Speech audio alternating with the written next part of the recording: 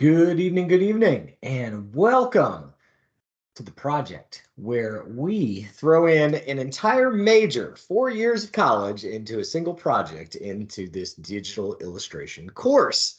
There is a lot of stuff to cover for this one to be able to very quickly give you guys an idea of what the map looks like for those students who are majoring in graphic design. So when you get an art degree, right?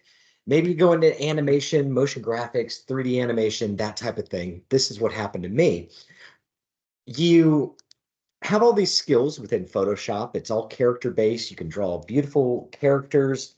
You can spin them in 3D. You can keep a model on its sheet in any position, in any pose. You could squash and stretch them.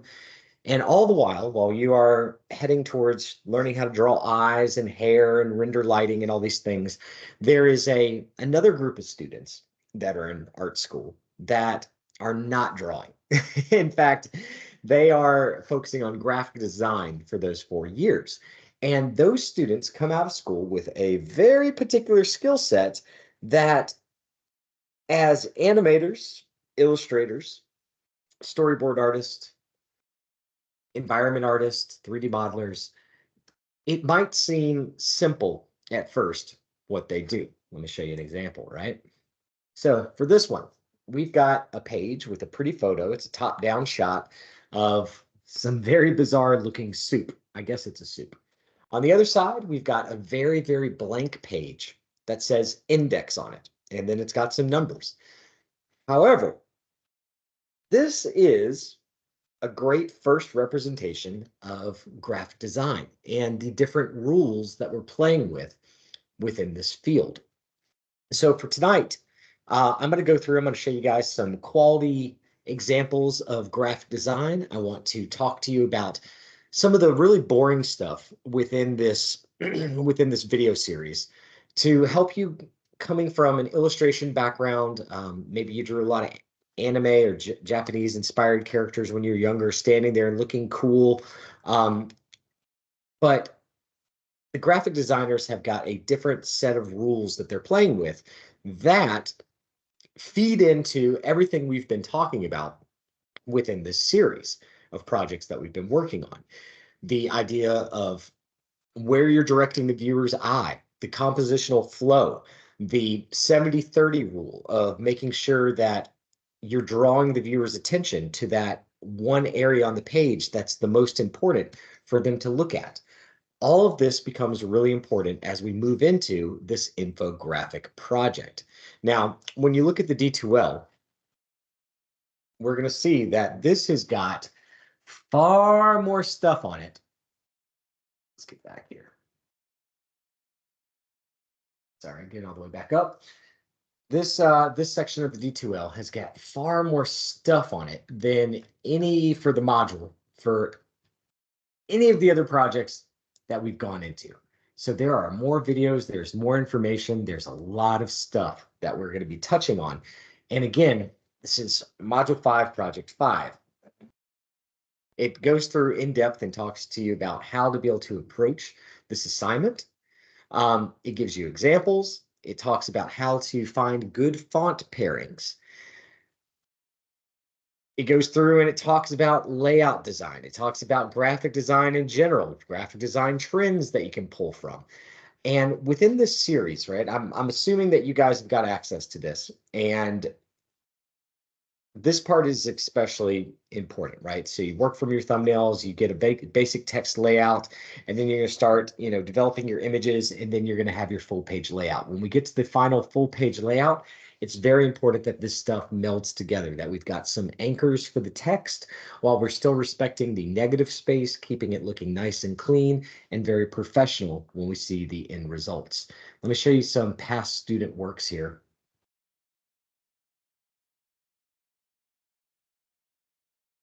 Okay, it's environments for animation.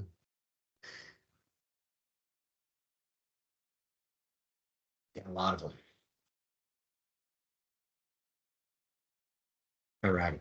So this one right here, this is one of the big rules that I do not recommend that you guys do is anything that is directly video game related. What you're going to end up doing is vector tracing previous consoles, and then it becomes just, you know, this is a little bit discombobulated. It's pretty busy. It's a little bit hard to read and look through. This one turned out really, really nice. So this is just kind of going over some key events from the 1960s. And I think it does a good job of having that negative space. The type is handled exceptionally well here. We've got breathability. There's a cohesiveness to the design that they went through and created. There's a cohesiveness to the illustrations that are going on here. It's easy to read. There is a hierarchy of the text, and the title font that they chose for it looks really nice as well. We'll leave that one alone, this one alone, that one alone. This one's really cool. So this is for keyboard enthusiasts. Which what they're talking about is using a traditional keyboard and what makes for good computer keys, or how a computer key is actually built. So you've got the upper housing, the stem, the leaves, the spring, and then the lower housing for a computer key. And it's talking through what each one of these things actually does. Once again, you can see that the illustration style is very cohesive here. There is room for negative space and breathability within the design. It does not look overly cluttered.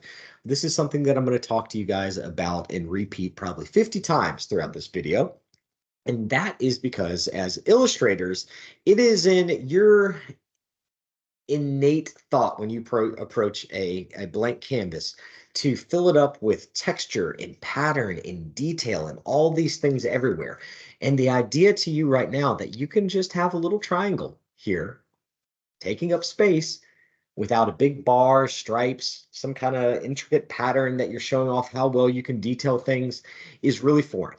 And it's very, very empowering and freeing, pulling back and just focusing on simple shape language and spacing. Once you start to understand these rules, all your background with all the other skill sets that you have in design and rendering are going to propel you, once you start to make the synaptic connections in your brain, to be able to get this stuff really fast and do a great job with it. Like I've been saying throughout this entire semester, I do not expect you guys to pull this out of your own heads. All right, you need to go in and you need to find reference images for this. One of the recommendations in there within this big write-up is looking at layout design. When I say layout design, this is an example of layout design, but there's quite a few more in here, right? So it's what it is. It's the pairing of imagery, shape. See how we have this black rectangle around the page number, the hierarchy of the text, and making sure that it all flows together very smoothly and nicely within your composition. You are making infographics, but there's a lot of lessons that you can learn here. So you can take, you know, this spacing for how large this photo is, and in comparison, how big the title font is, these two quotes on either side of it that are very nicely stylized, the body text below it, and you can start to push and pull your page layouts to something very, very similar to this, and it should look really nice and clean once you finish it up. Now, if you only go through and you Google infographics, you're going to start to see a lot of, some of it's good, a lot of it's really bad for the stuff that comes up. You're much better off looking at layout design and using this as a framework for how to be able to lay out your pieces. So this one is pretty interesting here. I saw one that I liked, right? There's a couple other things that I can show you guys this evening when it comes to layout design and stuff like that, but is your text lockups. This is something that I see students struggle with all the time, is how to be able to lay text out on a page. And as illustrators, as animators, as painters, as background artists, 3D artists, whatever field you end up finding yourself in, at some point, I can almost guarantee you that within your career, you're going to have to add text to your images. And it is a very, very good skill to have to feel somewhat competent, or to at least know what the landscape looks like there. There are, not all graphic designers are created equal. And the ones that get ahead are not trying to invent this stuff out of the ether. They are sampling, from other artists and other successful layouts out there and adapting that to their own page layouts. So if you wanted to do, you know, an infographic on the Oscar winners over the Best Picture over the past 10 years, then this could be a really, really cool graphic to be able to use up at the top. You change out the 13 for a 10. This text stack that they're doing here is really, really nice. And yeah, let's use that as an example. I like it. Okay, so I've got 3 different programs open here tonight. I've got, well, 4 really. I've got Adobe InDesign, which we'll be touching in. I've got Adobe Photoshop, and I've got Adobe Illustrator. This is the, we're also, for the final project, going to be using Adobe InDesign because it handles text the best out of any of the Adobe products. It's that this program is actually made to be able to create books. Within your intro to computer applications, you might have touched on InDesign a little bit. Within this demo tonight, I am going to be working here quite a bit to be able to give you guys sort of some basic layout stuff and show you how I jump between the 3 different programs to be able to get a result that is interesting. So, for my project, what I'm going to do here is I'm going to do 5 facts on the country of Paraguay. I'll give you a nickel if you can point to Paraguay on a map without having to look it up. It is a landlocked country within the very central heart of South America. It's actually called the heart of South America. And this is how I like to begin these projects and any graphic design projects that I come towards is using a Word document. So I've had a lot of my career that has been motion graphics. And whenever I'm creating motion graphics, the first thing I always ask for before I start anything is the script. And I want that script as finalized as I can possibly get it. Because once you start working in After Effects, any major changes to the timing, it becomes a house of cards, and moving one thing around causes the whole thing to collapse. And these revisions become very major very quickly. So that is where I like to begin with these projects is I'm going to go in, I'm going to pick the topic, I'm going to do my research, and then I'm going to start pasting things within a Word document. Now, I've seen students in the past where they are directly pasting from the internet and they're not modifying the text in a way that serves the readability for someone looking at an infographic. So please try and keep that in mind. I know that sounds a little bit vague. See if I can find any examples within the former student stuff. This was pretty cool. So this is sort of a neat example of incorporating video game stuff. Again, I don't recommend using any video game related material for this, but this was going through and doing a Taste of the Wild. So in the Breath of the Wild, they were trying to create a menu for the different meals that you can create within that game. And they did a brilliant job on the different foods and really rendered the heck out of those. The menu design itself suffers quite a bit. There's more that they could have done. They could have done a little write-up on what the food actually tastes like before they get into the ingredients of it. And the overall layout of the menu falls a little bit short, but the illustrations there are nice. So this was another really cool one that someone did before, where it is the evolution of rap music. So going back to the Sugar Hill Gang and then different rappers over different eras. Again, the color scheme is nice and concise. It has a good central flow to the entire page. I think this is a successful infographic. When you start to do comic book characters or anything Marvel or superhero related, you got to be really careful with that for this project as well, because what you end up kind of with is just, copying an already established style like the Spider-Man logo. This is a more successful example of it. I've seen some people that have done like kind of a chronological timeline of Superman, and that one did not turn out nearly as strong.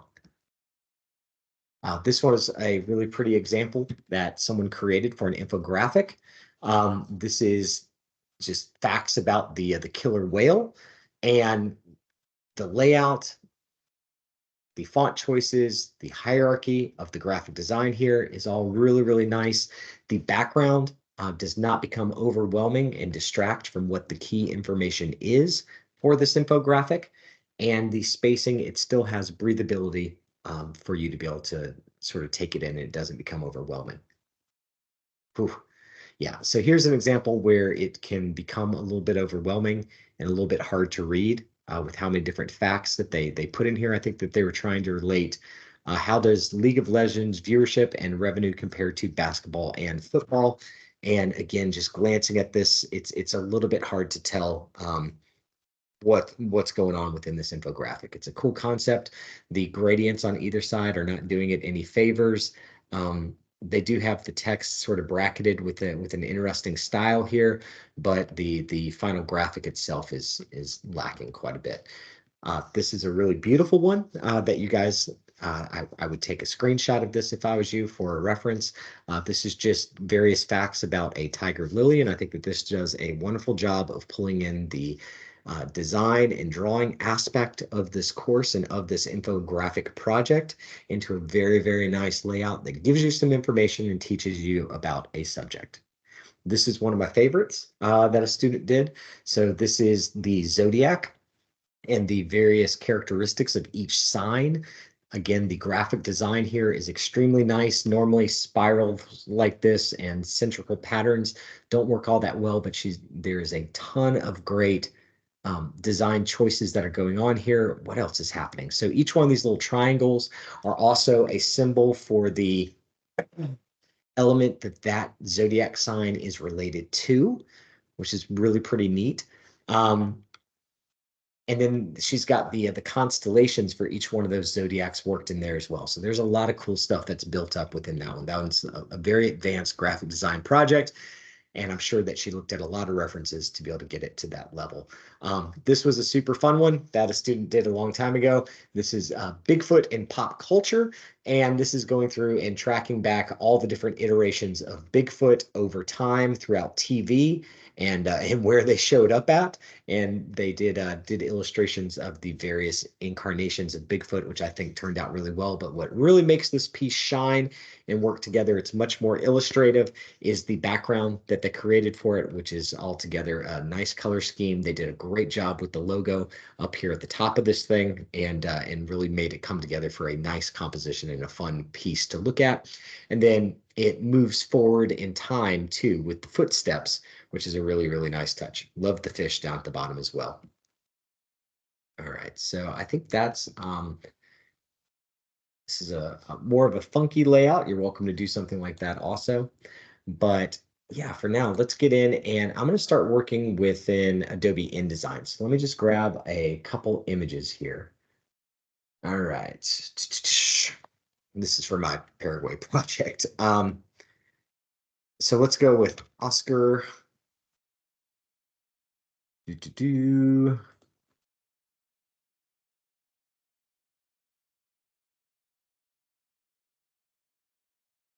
Movie rack. Is that what it's called? No, movie. I'm not sure what that thing. Movie cut. Yeah, there it is. Clapperboard. It's exactly what you think it is. All right, so we'll do a clapperboard here. And these are all things that I would recommend that you guys go in and create your own versions of for this project. All right, so we got clapperboard and movie, film, reel. Oh gosh. All right, yeah, these things seem people. I've had to draw this film reel stuff so many times throughout my career, and it's never fun to create that pattern. I don't like it. Okay, there we go. And yeah, something like that. So let's get one or two images now of best picture the last 10 years.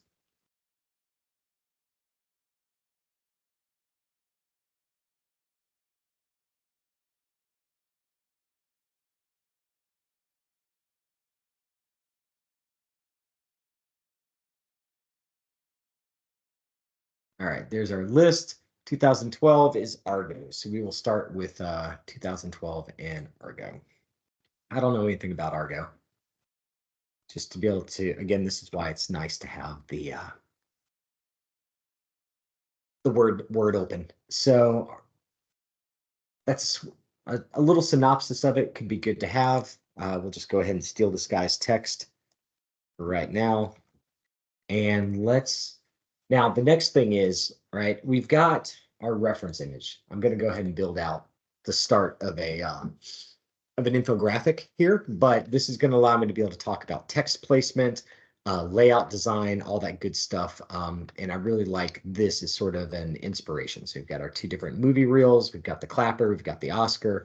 Good little text hierarchy that's going on there. Next up is figuring out an illustration style that can link all of these together. I've also got Behance open right now for graphic design, which could be helpful. You know,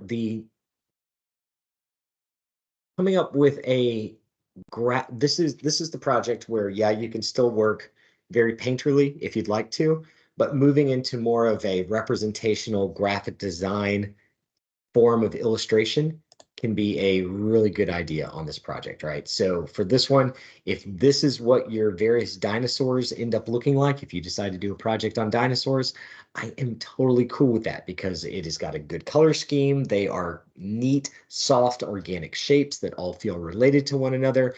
You can see that it's got a very thin line on the inside of it. The little tiny dots for their feet are a linking mechanism. Their eyes are open to the orange background with a black retina in the middle, and we start to get an idea of the shape of these dinosaurs. So those work pretty well for me. And then we've got, there's probably going to be another sort of, let's go to Behance and illustration.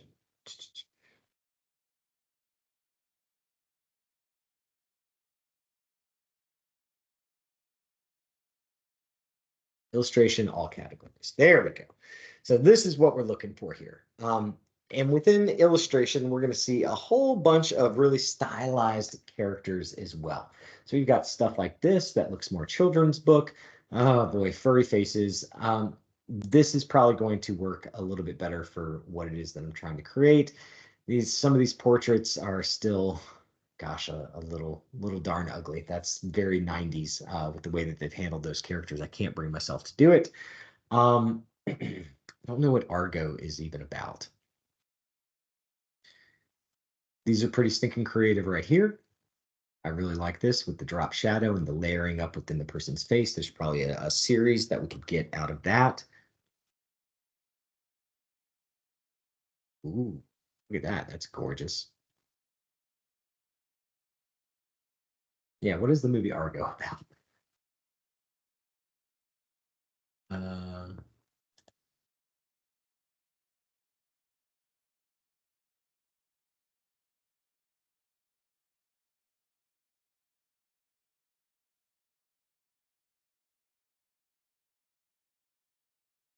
what is the movie Argo about?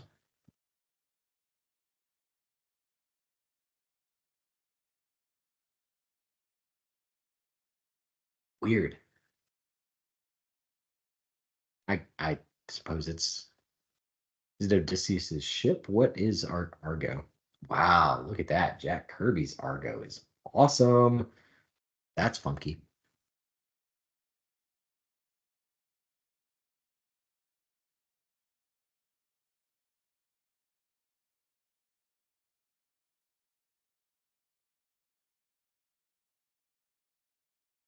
That's not what we want. That's sad, Ben Affleck. There's got to be something else. Okay, there we go. There's an actual movie poster for it. And what do you know? Another Best Picture winner that won for being a movie about making movies. That seems to happen quite a bit. Filmed by Ben Affleck, Argo, the best bad idea we had, sir, by far. Okay, that's sort of graphically appealing. We've got a guy who's making a movie. Not good graphic design.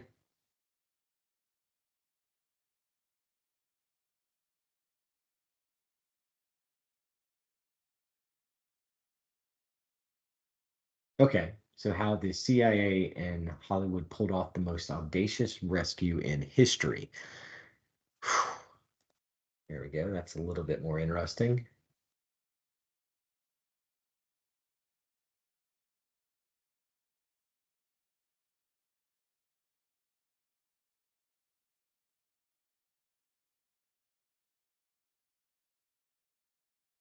Okay.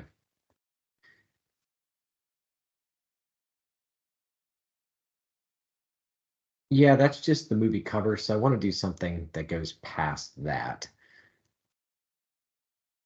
for this representation. Oh, that's Fargo. Yeah, that's what I thought, not Argo.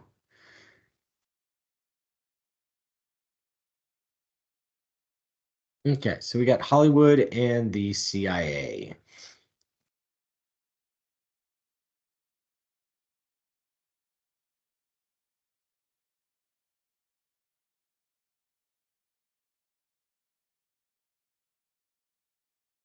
All right, that worked for me. We're going to combine the two symbols, Hollywood and the CIA, together with their crest, and that'll be our symbol for Argo on this motion graphic. Okay, I think we're in a pretty good spot. Let me go ahead and just prep those graphics real quick.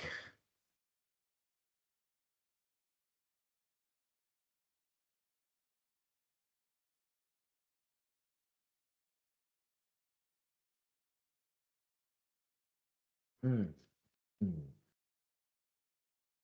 And 5. Okay.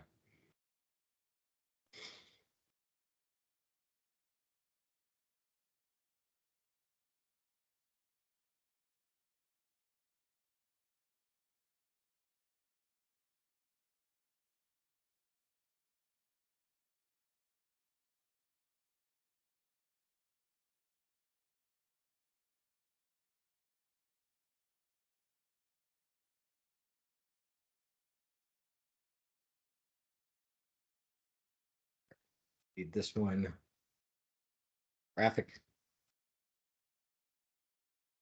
So this is just my board to be able to work on. And I'll show you guys what the kind of process looks like. I'm hitting Control Shift, Control C, Control V, image, select color range, white, hit X, Control X to exit it. And now I'm going to go to export, quick export PNG, real.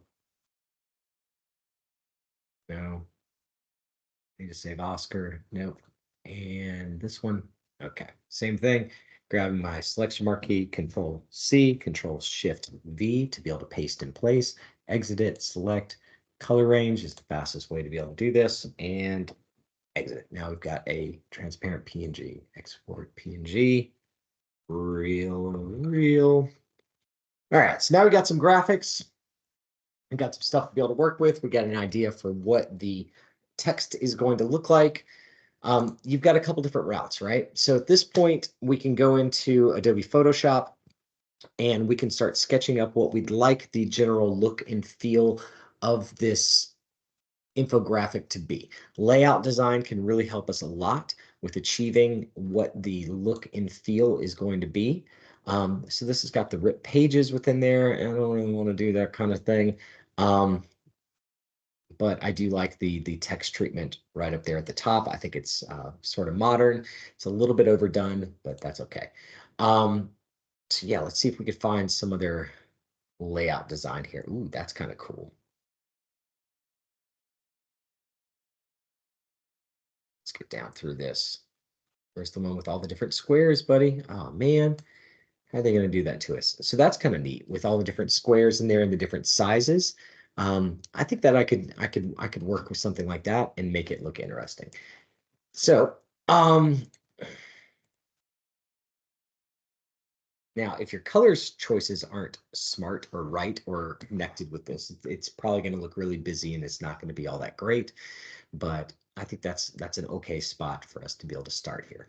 So in the beginning, let's grab the CIA logo.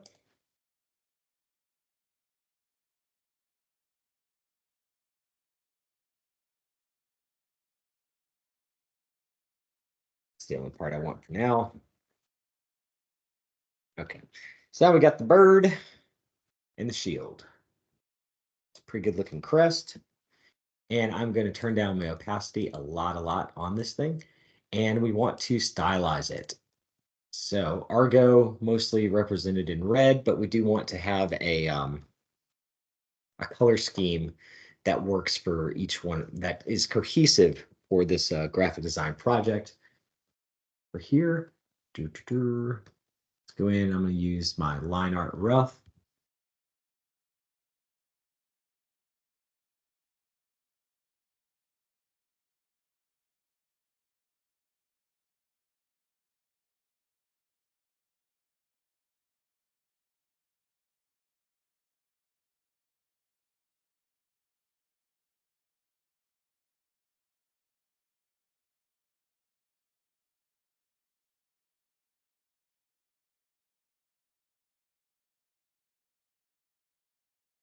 I'm keeping this one really loose. I have no idea what these little balls are at the bottom of the logo. This is very much still a sketch for this thing, and there's a lot more polish that I can do to work on it. So let's go in and let's go to place embedded. Got our movie reel.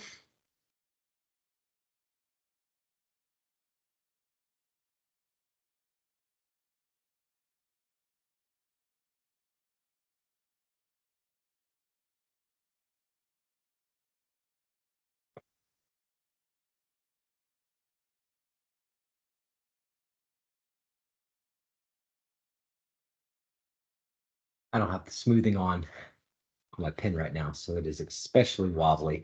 Please always remember to turn this thing up. Okay, so that is going to be my symbol for Argo. Let's go back into my reference images.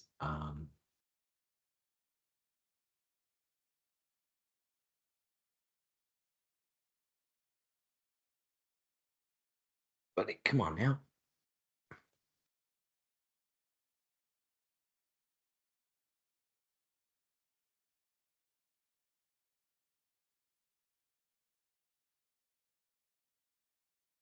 All right, so looks like they're kind of using this orange, black, and white scheme for it quite a bit. Red lettering, white and red and black. That'll work for me. The CIA logo had the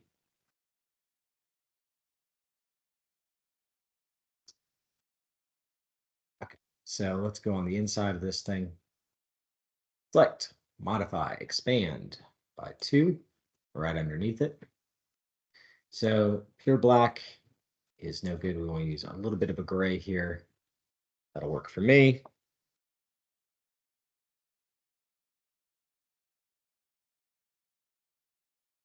And we're going to give this guy just a little bit more texture. It's feeling like a very 1970s kind of film grainy type of look right now. That'll work for me. I like it. And let's go back into our red. Right, that's sort of a pink. Red. Red. There we go. I'm going to grab this layer. Start painting over it.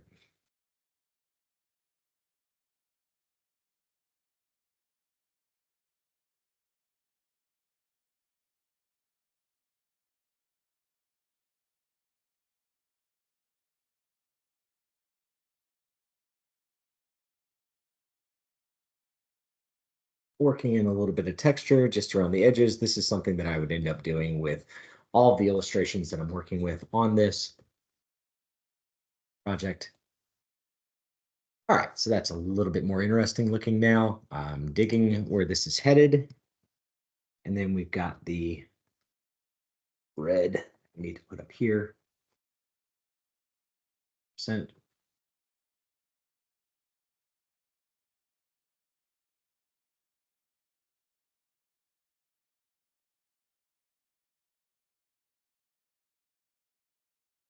Trying to work fast for you guys. All right, and then I'm just going to go in and trace eagle's beak just to be able to give it sort of a double line. A little bit more interest here.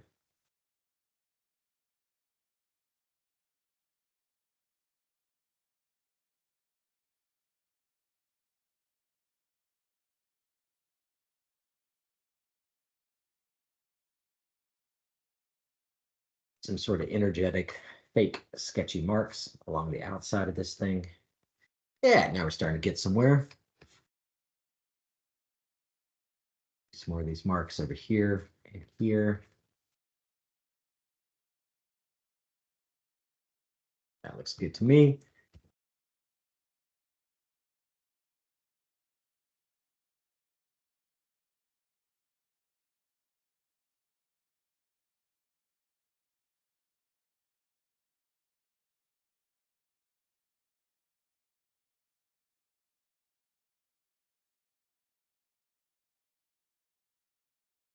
Cool. All right.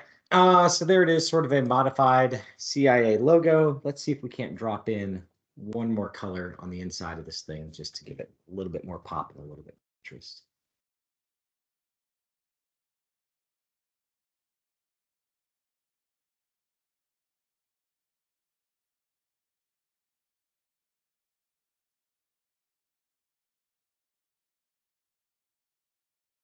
My lines jump out just a little bit, so it's a little bit messier. And let's play with the opacity of that.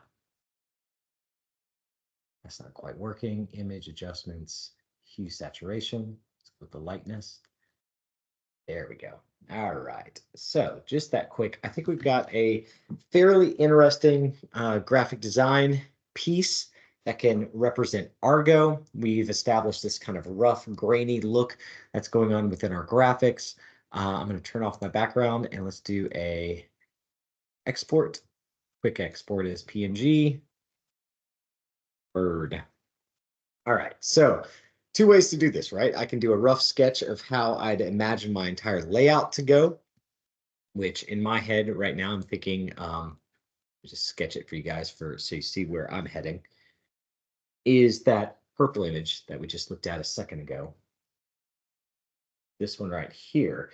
I'd like to do something like this. I also like that it's on just a little bit of a slant. It's not exactly straight there, and we're doing a lot of fun things with the text in each one of these, and there should be some kind of linkage with the color scheme. So right now we're using purple. There is some gradient that's going on with the text. There's different text lockups that are occurring. The text is really filling the entire space as much as it can. Some of these are not used all the way, so if we've got some blank ones, that's okay too, but I think that this should give me a pretty cool look for what it is that I'm creating. So this is like the only time you're going to see me start to actually use folders, since I've got this entire thing grouped together just to be able to move it around. And now I can start to do a quick layout design. So we know we've got a big title sequence that we want to do within this. We've got 10 different boxes that I need to create. Let me go back to my reference. Those references do get broken up. So let me just go ahead and do something like this.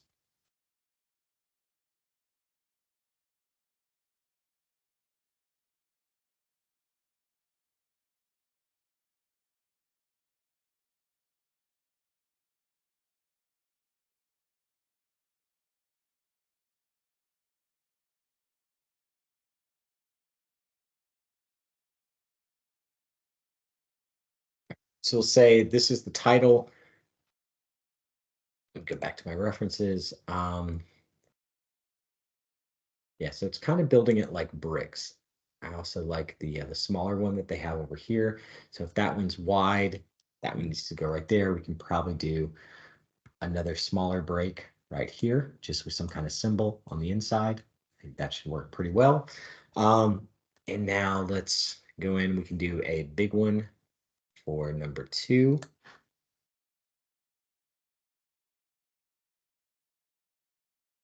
I'm likely going to expand the I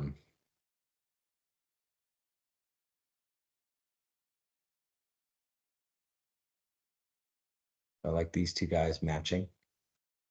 I think that's kind of interesting that we're creating the stair step over here. And now let's create another one down here.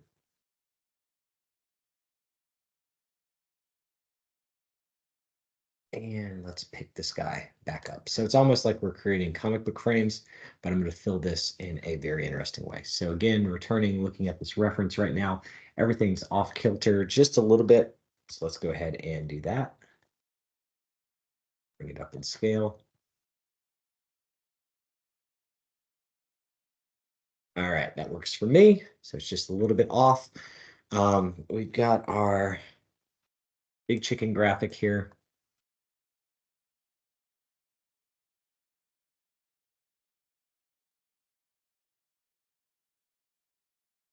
And what else do we want? So we want this to feel cohesive as well. Right now, I've got really clean lines that I'm working with. It looks like it's got a little bit of gradient running through this thing, but we want to dirty up our lines quite a bit too. And I want to use this same sort of color scheme as much as I can throughout the entire piece. So I've still got that brush that I was working with a second ago. So let's go in, and what I'm going to do here is just sort of dirty up some of those lines that I created a second ago. But they're still there. There's still some straight ones that'll appear. This is going to give us just a little bit more texture on this stuff. Again, just trying to, all right, how to explain this. So the initial elements that I'm working with that I established on that little symbol, my modified CIA logo for Argo, the movie, and just bring in a little bit more texture on this layer. Gosh, I hope I'm not painting on my bird layer. I'm not. Okay.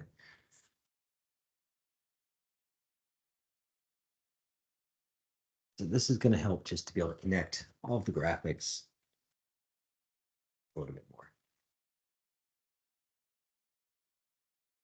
So the way I'm looking at this is it's sort of like a soup, right? So if I'm adding an ingredient, which in this case happens to be these rougher textural lines that feel a little bit like charcoal, then I want to continue to use that ingredient throughout my entire piece. So right now these guys are good and separated. That's kind of neat. Let's go in here with this guy. All right. So there's one of my reds. You can see that I've got my black lines separated. That's kind of cool. Let's go in, and I'm going to duplicate the layer. And now let's go in with an overlay, color overlay.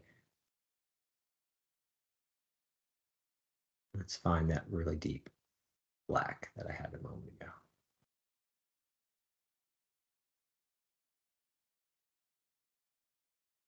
There we go. So that's kind of a deep rusty red. I'm going to pull that down just a little bit over. And now I can take my black layer and let's mess with the layer interpretation here.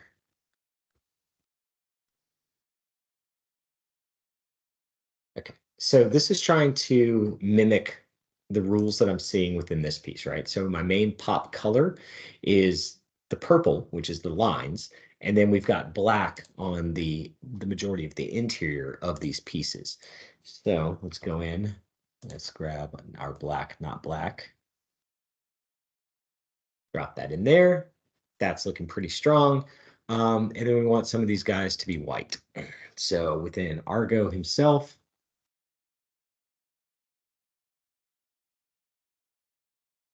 these 100.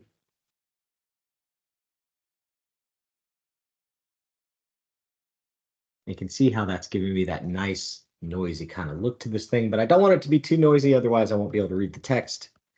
And that'll be a problem. But that's kind of cool looking. All right. So if that's my first spacing for the top 10 most popular games of the year, or sorry, best movie for the past 10 years, the vast majority of them are black. We've got two white ones here, and we're going to roll with that. Okay. So that's my first white one. Let's make this the second white one, and the others are going to be black. All right, so we're getting some good texture going on with it, and you guessed it, right? So just a moment ago, what did we do? We went through and we added over top of that black, that red, and that's another ingredient. So I'm going to want to make sure that I include that in here. And I painted back over it as well.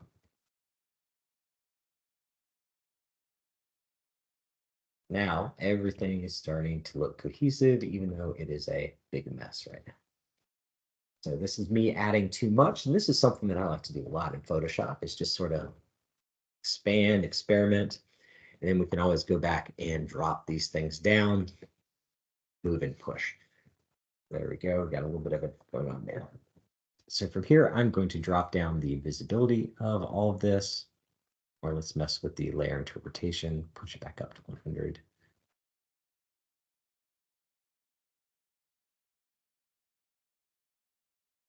It's pretty good. Let's just paint back over it one more time with our black, not black.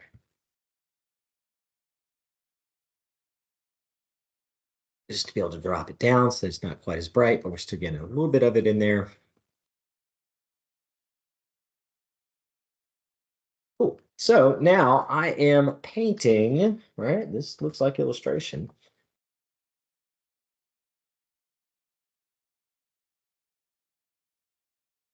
But it is much more abstracted. I'm thinking about shape and form still, thinking about how this stuff can all work together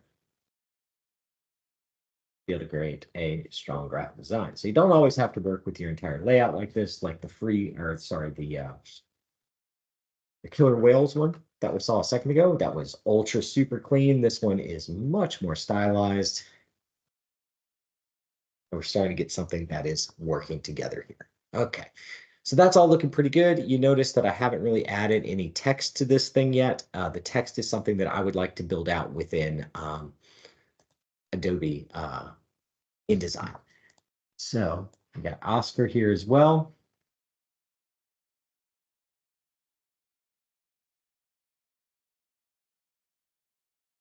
Give him some space.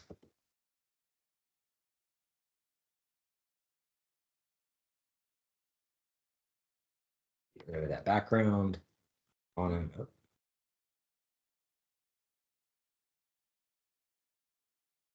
Double clicking on the gray space over to the side. That's my red that I've been using.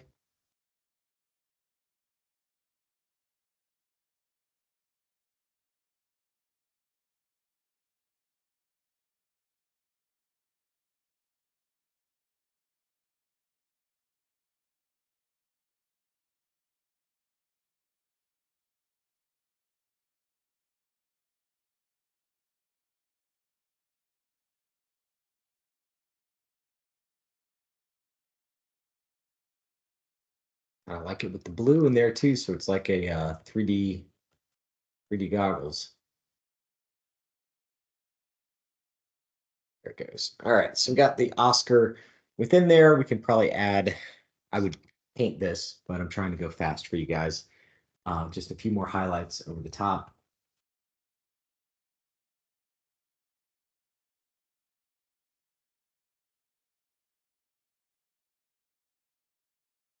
Oh gosh, I think we're starting to create like, starting to look like a Soviet era graphic design style here. Strike Hollywood.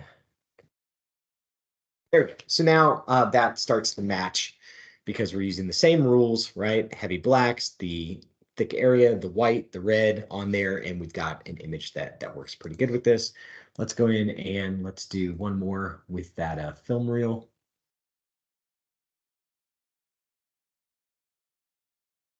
Oh man, my clapper isn't working. That's okay. All right, so this guy, we already did one of these before. I don't want to kind of use the same symbolism, but for the sake of time, let's drop him down right in here just to be able to fill the area. Okay. Color overlay, normal. Actually, let's go with white or whatever that kind of whitish gray is that I've been using. Yeah, that'll work great. And let's paint it real quick with some of the black.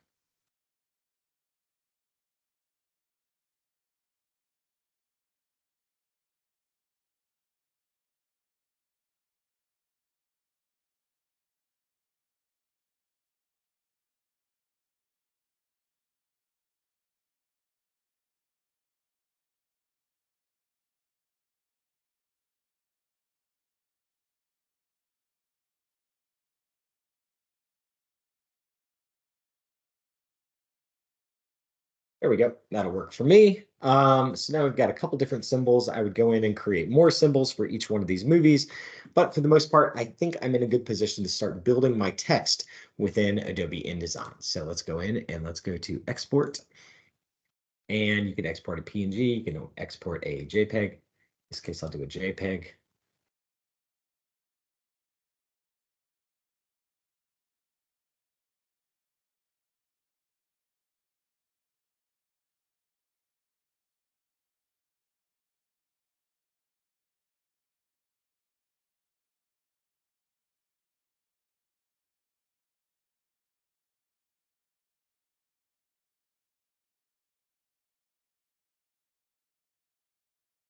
Okay, so now I've got sorry, I should have explained this. My canvas within Photoshop is 20 by 20 in Adobe Illustrator. I'm set up for 20 by 20, and within InDesign, I'm set up for 20 by 20 as well. InDesign is the only one of these Adobe applications that, for whatever reason, wants to start you with something called picas. Picas are not something that I've ever really seen used before anywhere in all my years of graphic design. Inches is fine for what we're doing. It also has pixels down here, but you just need to change that over. So I'm at 20 by 20, and I'm going through and I'm creating. So when it comes to Adobe InDesign, there's a couple of things that we're interested in. So I'm interested in the pages over here on the side and the properties. Okay, those are my two most important things. Let's get this all the way up. I want to be able to see the bottom of it because I need to scroll through here sometimes. And CC libraries, we're not really going to use that too much, so I'm just going to drop it over to the side. First thing you want to know within Adobe InDesign is you can hit W on the keyboard to go into a preview mode, or hit W again on your keyboard. Again, that's W to be able to get out of the preview mode. This is going to help you see things without all the boxes around it. Next up, our workspace. When it comes to the workspace, I'm going under Window, Workspace, and we've got the typography. Let's see if that, yep, that's what we want, is this sort of look and feel. Again, I want my pages and my layers pulled out. Come on, buddy. Just layers. Okay. Those two are very, very useful. The rest of this stuff, we'll get into it later on, but this is all going to help me out quite a bit to be able to do what I need to very quickly within here. So setting this up, it is laid out just like Photoshop. We've got page one. You're mostly going to be working with one page, I think, within this project, but we've got our layers. So I'm going to go in and I'm going to go to File and Place, just like I would within Photoshop.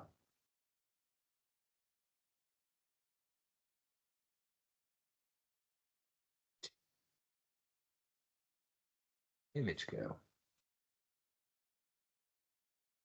There it is. All right. That's nice and huge right now. That's good. It's 150 DPI.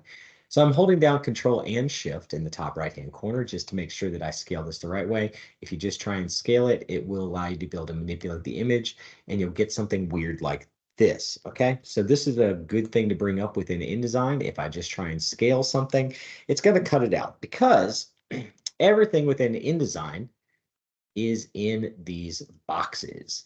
So by holding down Control and Shift, that is how you uniformly scale your piece. Again, Control and Shift at the same time to be able to get it the right scale. Once you understand that, InDesign becomes a breeze to be able to use.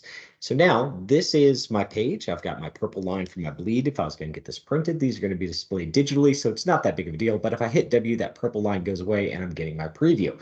This is layer one. I'm going to go ahead and lock layer one, and I'm going to create a new layer. So just hitting my little lock symbol under my layers, hitting my new page icon down at the bottom for layer two. And now we're in a good spot to be able to start building up the text. So let's go back to the examples. So this is what we liked. We've been working our way around here this whole time, trying to get into this text layout.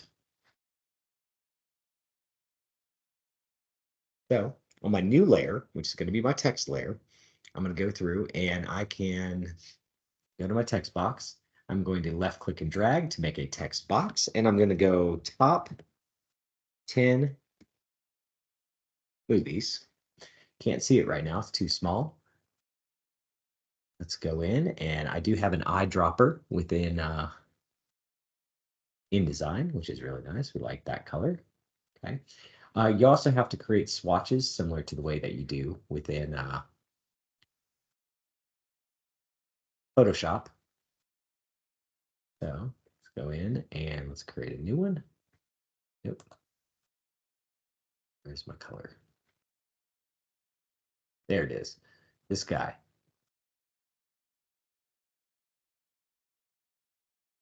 Add to swatches. Okay, cool. So now we have a swatch for that orange to be able to keep my swatches the same. Normally you can just go in, hit I on the keyboard, color pick, right? We see our color right there. Go down to my swatch tab and go to a new one, and it'll create it that way as well. So that gave us an RGB versus CMKY. I don't know why I did it that way. But anywho, so now we've got our box for the movies. The box is the same color as the layer options. We got our top 10 movies. So what I'm going to do next is I'm going to start playing with this text, and I'm going to go up to a size 60. And now you see that it's trying to scale the text to fit within this box. If there's too much text within the box, you get this little plus symbol down at the bottom that lets you know that there's overset text somewhere within here. We don't want that to happen. Okay. So just be mindful of that if you see that little plus there.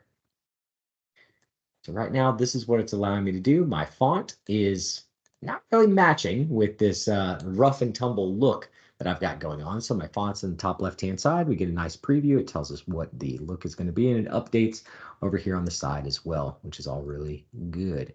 That's kind of nice. Let's see if we have any rougher fonts within here. I've got a lot of clean ones.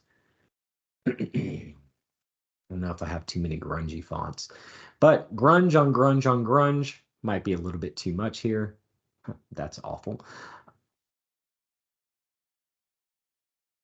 Sort of clean.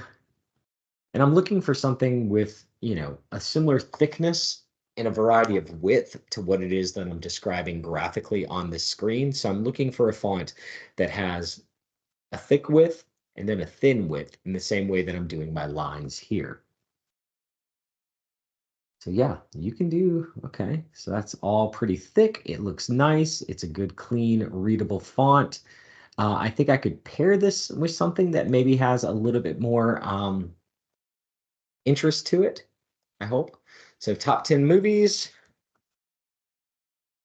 And let's leave that there for now, okay? So you don't always want to put all your text in the same box. I'm going to just Control C, Control V. Now we've got two of them.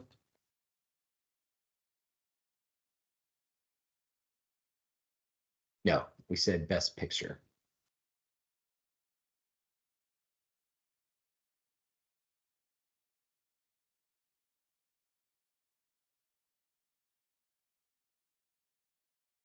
In best picture, winners on its own line. This will become important here just in a moment. And let's go up to this one again, Control C, Control V, and over the past 10 years.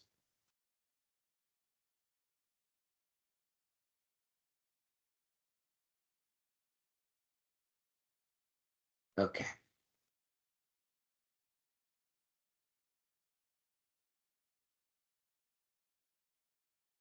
InDesign also has a spell check, which if you are spelling impaired like I am, becomes pretty helpful.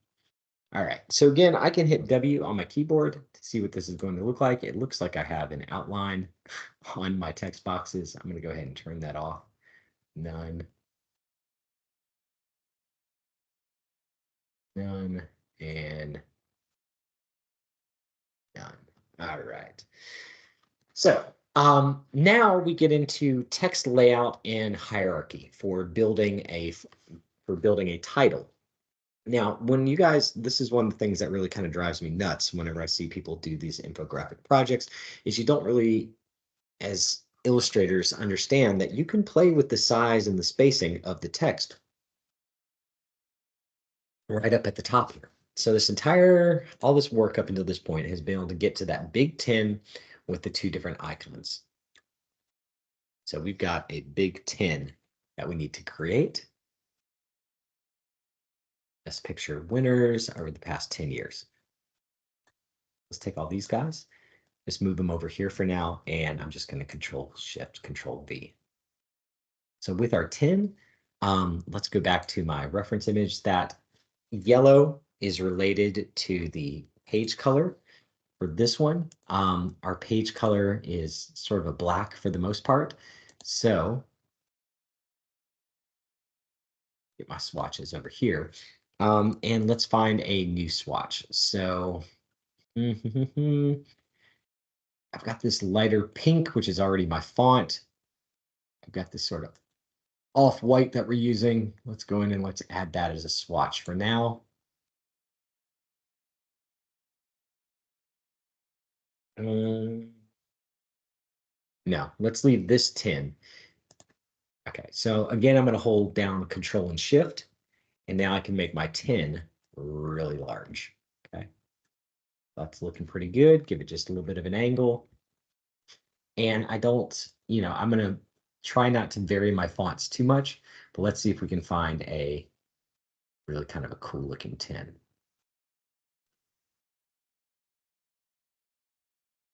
Ooh, that matches, but it's a little bit too spooky. That's weird. That's huge. It's already on an angle. That's kind of nice. I like this one. All right, sitting on an angle. And now we've got Best Picture, which is nice and bright. There's our white color.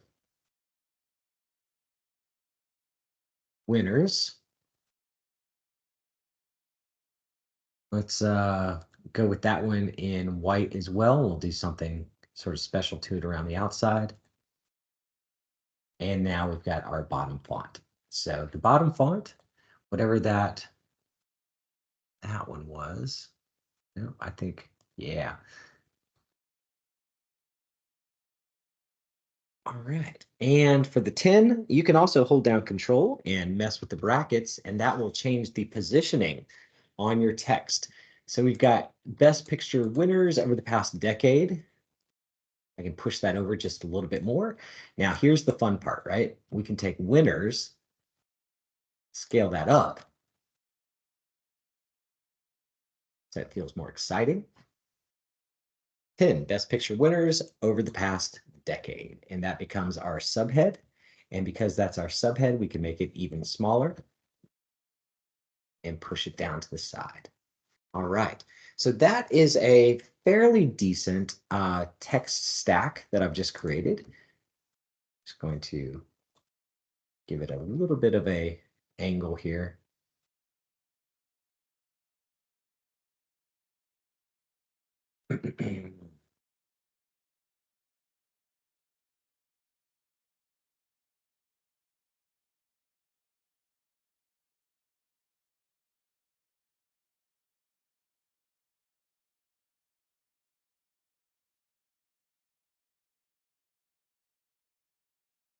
There we go. So just sheared it just a little bit so it's on a little bit of an angle.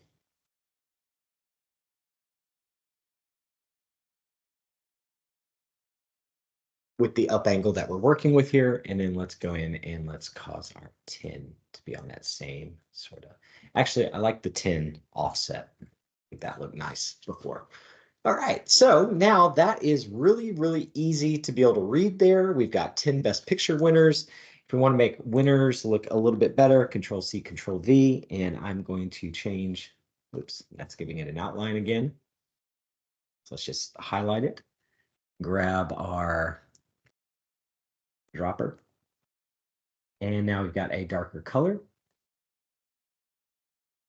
And I can go to those brackets and drop it down behind. So winners now has a little bit of a drop shadow to it, a little bit more interest. That causes me to mess with my spacing on this project a little bit more. There we go. And that's looking pretty nice. I could do the same thing with the 1 around the outside of the 10. If I want to, I can add an outline and then make that outline kind of a stroke and add some more details to what's going on with the actual text. But for now, we've got a really good sort of graphic a graphic layout method for how to be able to approach this. So we've got our numbers. There's our 10 for the first of the 10 movies that we're going to pick. And that is Argo. But we've got our symbol, and we don't want our symbol and our number to compete with one another. Let me grab my eyedropper and get to something that feels a little bit more gray. Do I have any grays in here? No, I've got a white. I've got a black. All right. So with these, you can also go in and you can mess with the opacity of the lettering.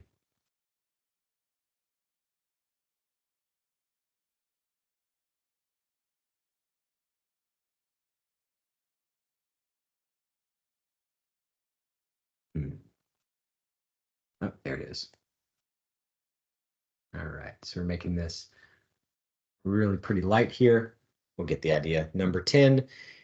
And we can do some fun stuff with the layout of how this text is arranged.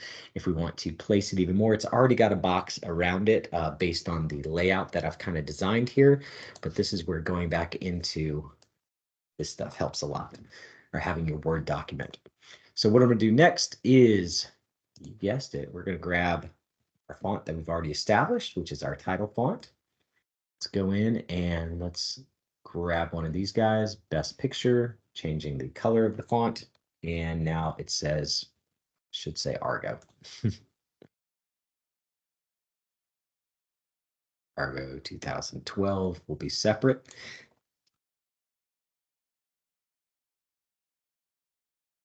Argo, we'll leave capitals and lower cases.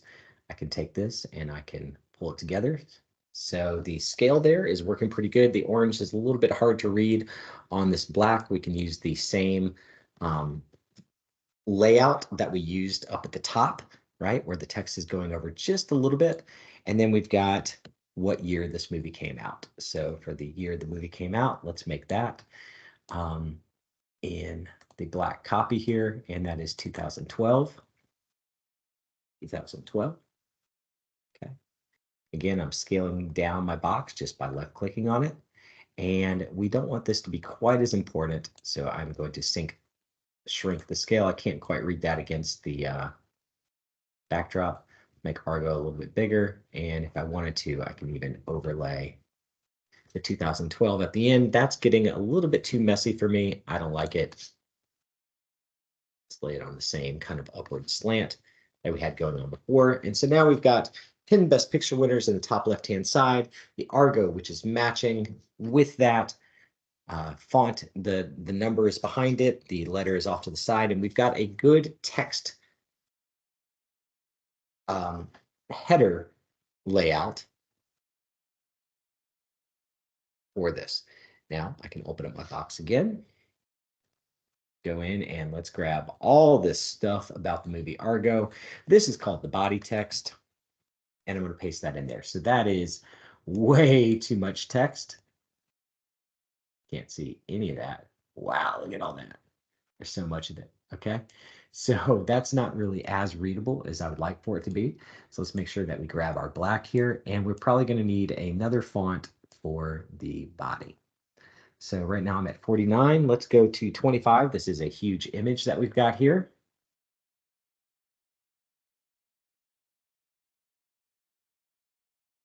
And that is still a asinine amount of text to ask anyone to read. It also has the shear that's still located on it. That's making it more difficult to read as well.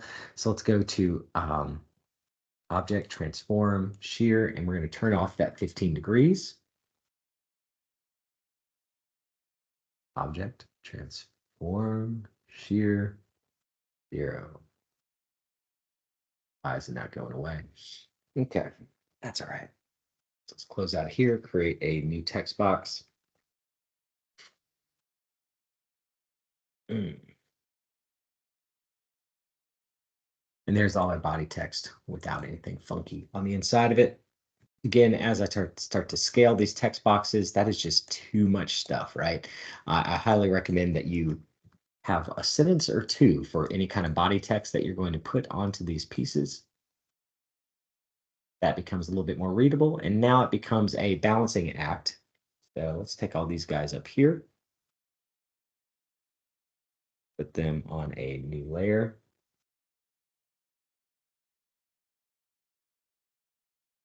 Uh-oh, lost one.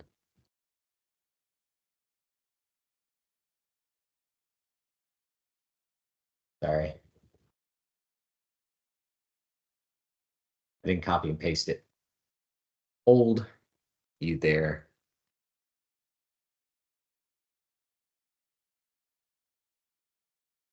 These guys are what I want to get rid of. Lock that one. Just making it a little bit easier to be able to move around the screen.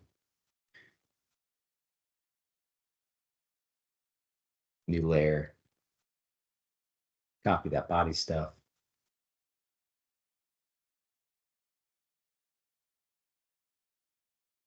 25, I think, was the scale that I landed on. And then I just picked for the body text, please, please, please make sure that it is readable, right? You do not need to reinvent the wheel with your body text. You don't want it to be difficult. This is the part that, people shouldn't have to struggle to be able to figure out within your piece. Okay. So that's a little bit big. I'm going to make it sort of smaller. Give it a little bit of a tilt. And so now my last thing that I need to think about while I'm arranging this stuff is on the same angle, how the body text matches up with the square that I've created here. So right now, when we look at this, I'm trying to create kind of a hang line, which is an imaginary line from the top of this eagle's head to the top of the 10, and then a bottom line that is sort of in line or giving some spacing for where the body text is going. Now, this spacing that's happening between the symbol, right, of the CIA eagle over here and the gutter over here on the side is about even, right? So that's pretty good spacing. The spacing here at the bottom is about even too. There's a little bit more up here, but that's okay. What is not even is the amount of spacing that's happening with the text over on the right-hand side. So if I collapse that in just a little bit more, and I'm going to now bring up my text and try and get that a little bit more centered. Now I have something that feels very, very clean. So the Argo is a little bit high on here, right? It's not exactly balanced in the center of the 10. So we can put that down at the bottom. We can even push it over to the side a little bit more. Maybe somewhere right around here is giving me some good spacing for my letter and my number. The year is visible. The number within the list is very visible as well. We've got a little bit of body information for it, a symbol that goes along with it.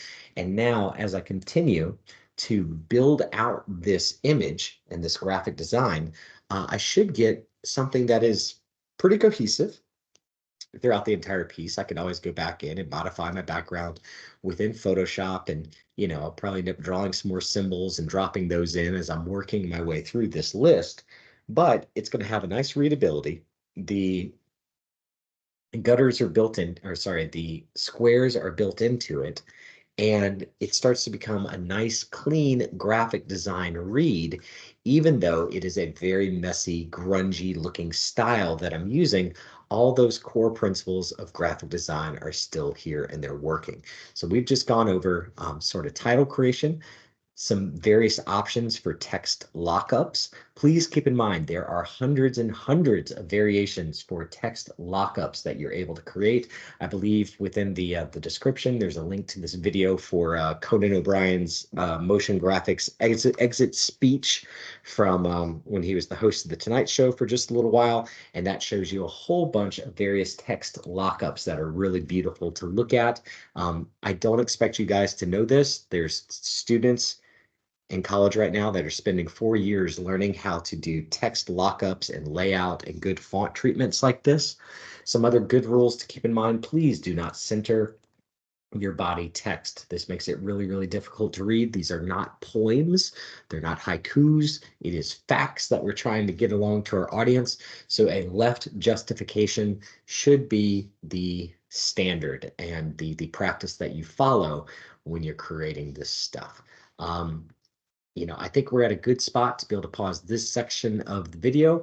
I'll likely go through a little bit later tonight and work through this a little bit more and do a post for what it was that I ended up creating for this top 10 best pictures winners over the past decade. And that's kind of the process that one route that you guys are going to take for this infographic project that is out ahead of you. So thank you so much for tuning in for this section of it. Gonna take a quick break. If there's something else that I think of, we might do a part 2 this evening, but I think this is enough to get you rolling and get you thinking about what it is that you're creating. All right. Talk to you later.